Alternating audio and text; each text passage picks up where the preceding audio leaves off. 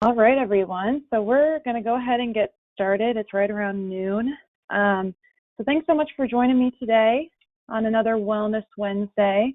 My name is Grace Bennett, and I am a registered dietitian, nutritionist, and population health specialist with Apex. And I'm really excited about today's topic, healthy eating on a budget. You know, this is something that I think is important at all times, but, considering the situation that we're in right now, I think I can kind of safely say we're all maybe wanting to be a little bit more cognizant of where our money's going. So really the goal of today's presentation is to walk you through some strategies that can help you achieve, healthy eating without totally breaking the bank. As a dietitian, I speak a lot about healthy food with a lot of different people. And a barrier that I often perceive people having is this kind of assumption that, healthy eating is just absolutely unaffordable. And, while I understand that stress, that's really what we want to address over the next 30 minutes today. But I kind of want you to start off today with the mindset, go in thinking healthy eating and following a budget. These aren't two mutually exclusive things. Both can exist. So really, before we kind of get into the why or, why that's the case, I kind of want you to know where we're going over the next 30 minutes.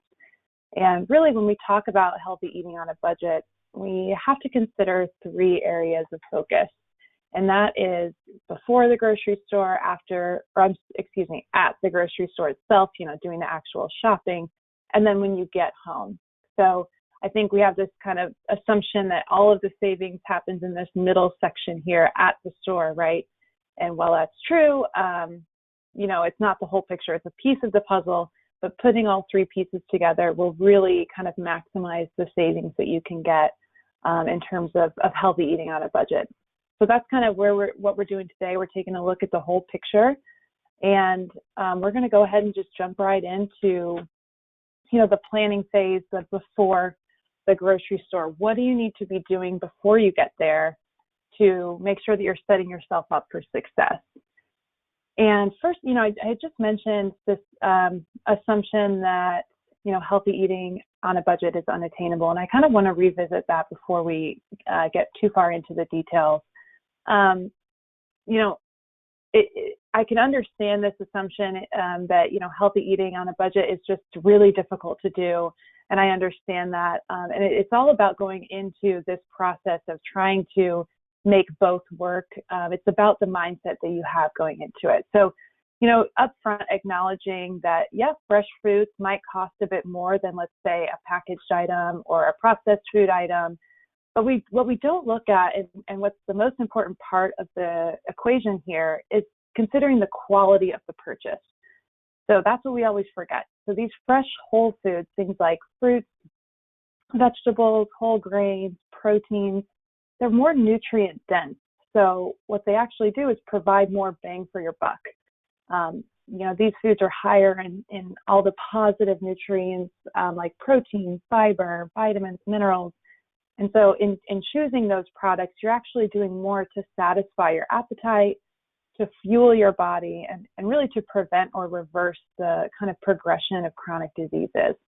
So, it's important to have that mindset, viewing healthy eating as an investment like you would any other. But, I'd be naive to say it's that easy, right? Oh, Grace told me not to worry about it, so I'm not going to stress about it. That's not at all the case. So we're going to kind of dive into specifics, but I think, starting off with that mindset of this is an investment, and as much as you can, simplify your idea of what healthy eating is. So this is something that's, nutrition is something that's been really overcomplicated just because there's so much available, whether that's information or different products. It's really easy to get overwhelmed and kind of lost as a consumer in knowing, well, what even is healthy food, right? So, I always say the best way to do this is to go for things that your grandparents would recognize. So most of the time, go for whole foods that they would recognize if they saw today. And if you think about that logically, they would recognize, a fruit, a vegetable, meat, dairy, beans, all of those things they'd be able to recognize. They might not even know what, a packaged food item is, right? So most of the time, go for those whole food options. And then if you're supplementing with packaged items, whether that's in a box or a can or a bag, and that's okay. Flip the product around, read the label, and choose the product with the fewest kind of most recognizable ingredients. So I kind of wanted to set the tone for what I mean when I say healthy eating and how to view the quality of the purchases that you're making, because it does make a difference. So going in with that mindset, of course, today we're talking about savings. So we have to kind of start at the beginning here. So knowing your budget. So you have to kind of first set up parameters for yourself and decide how much you have to spend. It doesn't mean you have to be this, it doesn't have to be this super detailed or itemized list, but you do want to give yourself a little bit of structure to know kind of what your boundaries are and minimize erroneous spending there. And in doing so, this is a really great opportunity to take a serious look at your buying habits. So a lot of times it's the little things that add up that we don't realize are even happening. So I thought it might be beneficial to walk through an example here. I'm a coffee lover, so I thought this was appropriate. So let's say you go on your way to work every day, you buy a cup of coffee. And it might be, $3 a day for estimating. And in that, spending $3 at a time, it's not super, we don't really think too much of it, right? So we think, take a step back, look at that over the course of a week. That's about $15 a week if you're buying five coffees. Again, nothing that's too alarming to us. But then you take a further look and at the year as a whole, and that's almost $800 a year that you're spending just on one habit. So when you're deciding how much you have to spend, it's useful to kind of take a look at where you might be able to identify some savings. So in this case, maybe it means, cutting back to 3 days a week that you grab the coffee, or 2 days a week. And give yourself that perspective of do that calculation of seeing how much money you could save every year just by some small tweaks here and there. And that, again, can help you kind of decide what your initial spending budget is. So, you set your budget, you know how much you want to spend, and now it's kind of getting down to the planning of what you're actually going to purchase at the grocery store, what you're going to eat for the week, right? So I think the best place to start with this is with what you have. So go through your pantry, go through your fridge, your freezer, and identify what products you have. And in doing this, you kind of prevent, wasting what money you've already spent, and you prevent overbuying something you already have.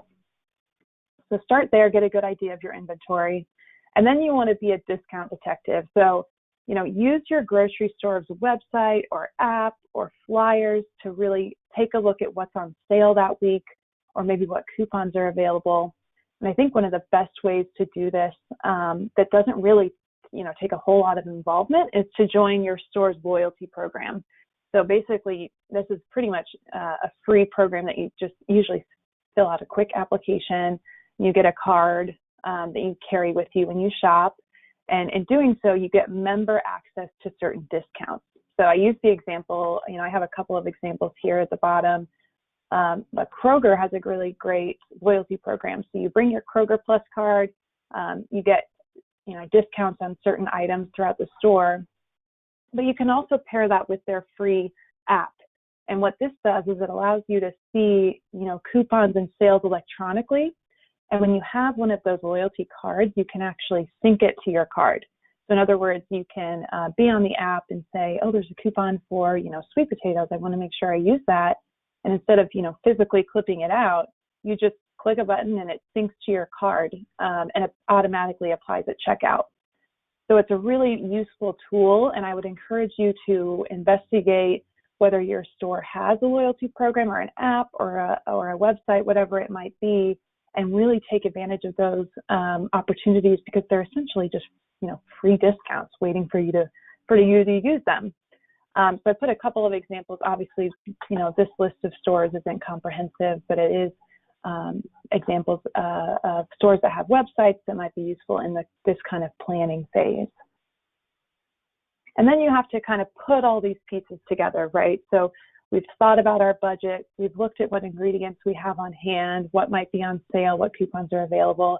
And now we want to put it all together in this culmination of a kind of a weekly plan in your actual grocery list.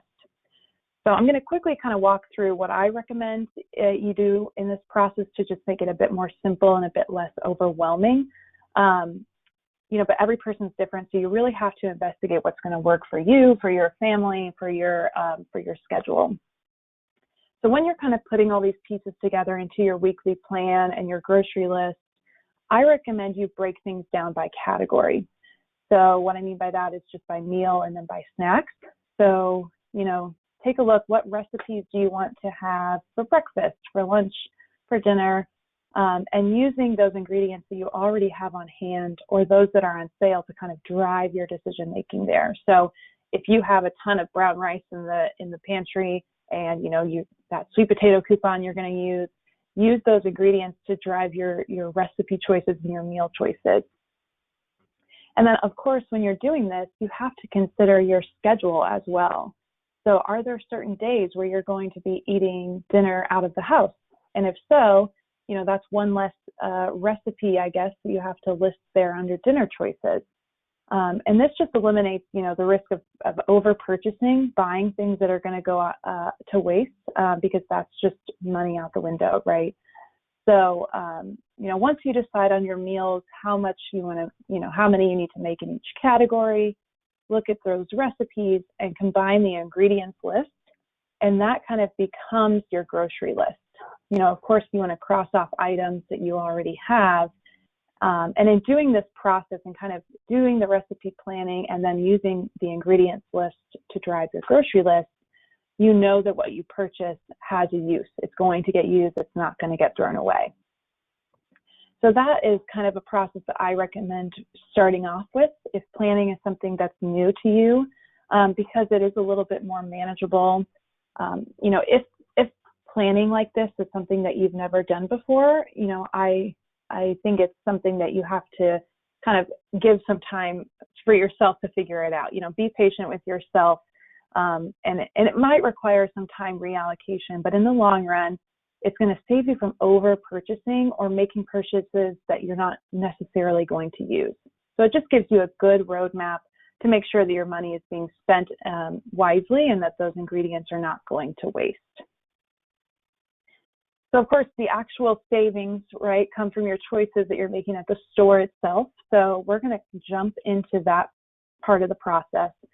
And when you're grocery shopping, one of the easiest things that you can do to save yourself some money is to buy generic. So generic or store brands most often offer the same nutrition and quality, just, when you compare them to a brand named item. And actually, in many cases, the producers of brand name items and generic items are actually the same producer. So what that tells us is the only difference there is the packaging and the marketing. So there was a really interesting study last year done by a New York resource group that found that generic brand products are on average 20 to 25% less expensive than their brand name counterparts. When you think about it, that's a pretty significant amount of savings. This same research estimated that the typical American family can save anywhere from $2,500 to $3,000 a year just by purchasing generic brand items over kind of their brand name counterparts. And I read that and I thought, okay, that seems a little bit crazy. Like, could it really be that much? And so what I did was actually set up an example just to see kind of what this looks like in day-to-day life. So what I did was I just chose, a really simple dinner, spaghetti with salad. And I chose 5 ingredients and actually went on the website for a grocery store here in town and compared the price of a generic brand and the brand name item.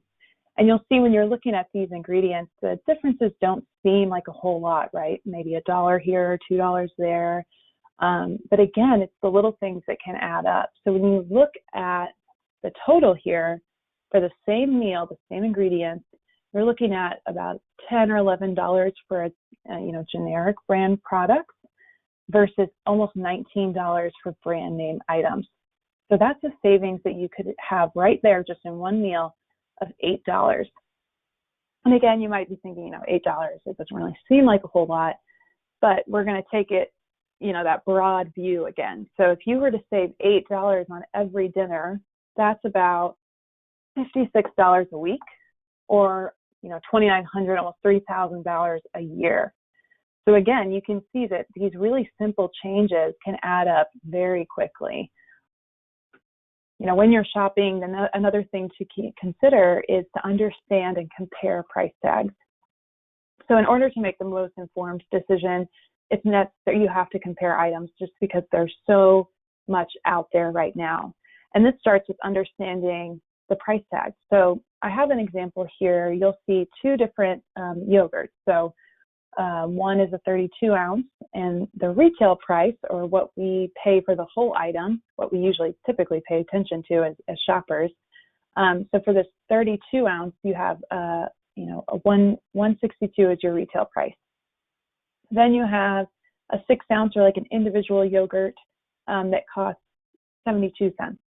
So when we're looking at this example, 72 cents sounds more appealing than $1.62. But this is where the second part of the price tag comes in, and that's the unit price. So unit price is it tells us how much an item costs per pound, per ounce, per quart, whatever the unit of the product is.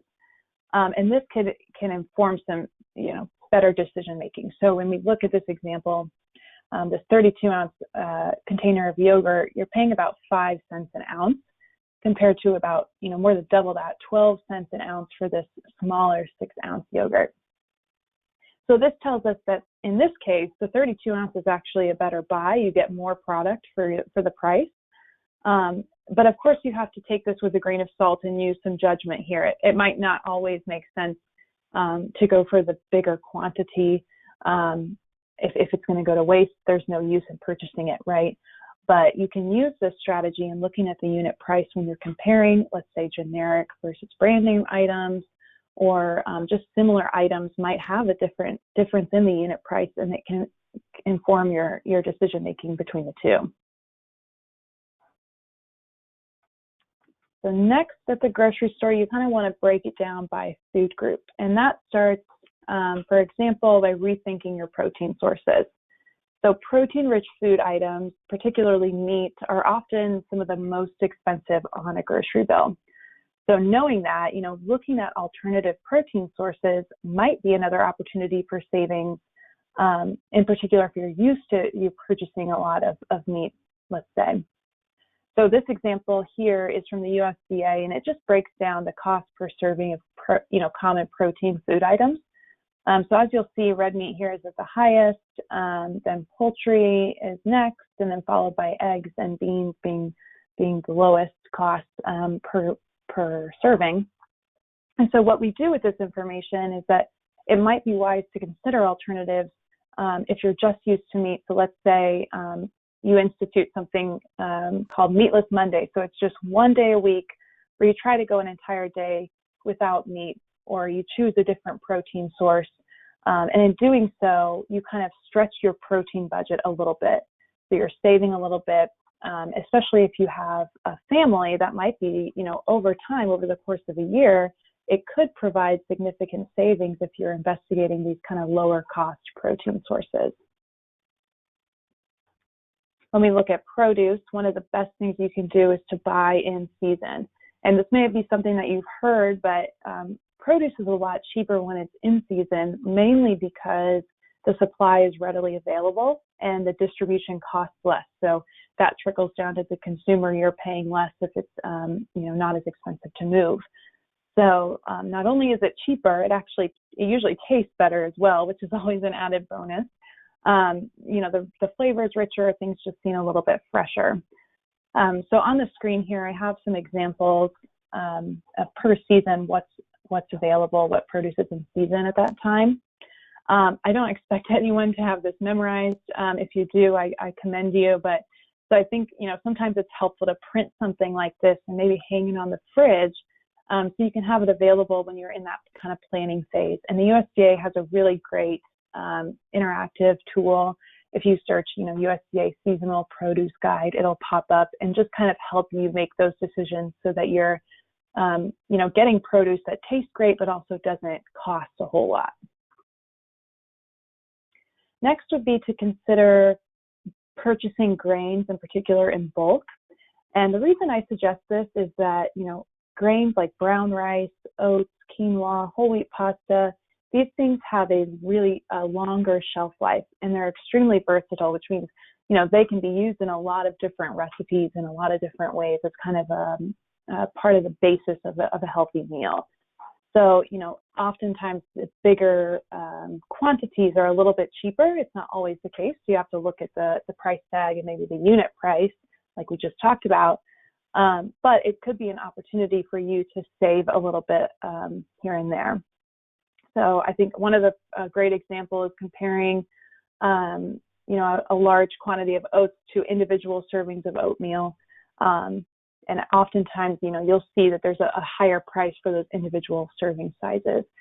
So if that's something that's useful for you, if you like having that already portioned out, options, it might be worthwhile to save a little bit of money and purchase those grains or whatever that food item is in bulk if it's cheaper, and then spend a few minutes when you get done shopping to separate it out into individual servings. So you still get that convenience, but in the process, you're saving a little bit of money.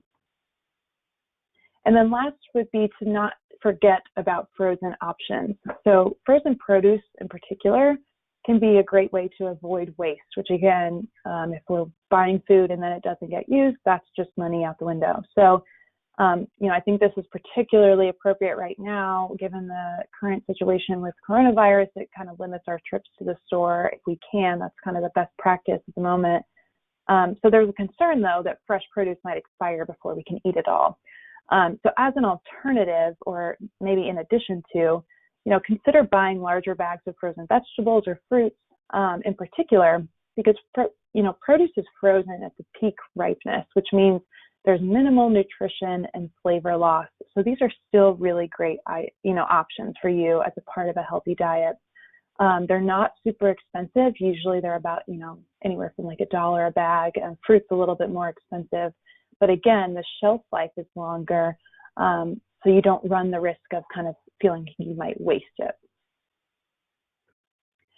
And then to kind of wrap up the, at the grocery section, we kind of look at some behavioral things you can do to set yourself up for success. And one common one, which you might have heard before, is to eat before you shop. So back in 2013, there was kind of this, the first study of its kind, I guess, that showed hungry shoppers tend to buy more high-calorie food items like snacks and candy. And this, this study has been reviewed, and there's concern of potential biases. So people were thinking, okay, maybe that, the conclusions weren't true. But what we're seeing recently is with more and more studies, one particular out of the University of Michigan, is that this is true. Shoppers that go in with, hungry or haven't eaten in a while actually are spending more money at the store. So, study or not, thinking about your own personal experience and kind of logically of this idea. I know I've gone into the grocery store having not eaten for a while, and suddenly everything looks good and I need it all, right? So I think we can all kind of relate to that. So really to kind of set yourself up for success and avoid the extra money spent and, potentially unnecessary calories consumed, make sure you have a snack before you go, just because it puts you in the right mindset and you're not as susceptible, let's say. So similarly, do your best to avoid those last minute temptations. If you've noticed, which you probably have, the checkout area at basically every store is packed with grab and go items like candy bars, chocolate, chips, soft drinks, and it's not going to come as a shock that that's no accident, right? That's by design.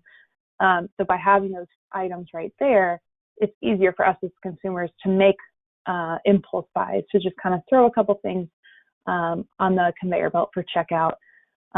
But what that does is it kind of adds slowly but surely to the amount of money that we're spending. And again, going back to that idea, it's the little things that add up. So try your best to avoid those. And that kind of leads us to our last tip, which is to stick to the list. So the first half of the presentation, we noted that making a list can save you time and money, because you know exactly where each ingredient or food item that you purchase will be used. So that doesn't do any good if we don't stick to it when we're actually at the store, right? So go in with a plan. Sticking to the plan avoids any kind of budget surprises at checkout. Some people find it helpful to keep a running total. If you know your budget, as you're shopping, kind of keep a running estimated total, just so you know where you are and that, you won't be caught off guard by anything when you do go to checkout.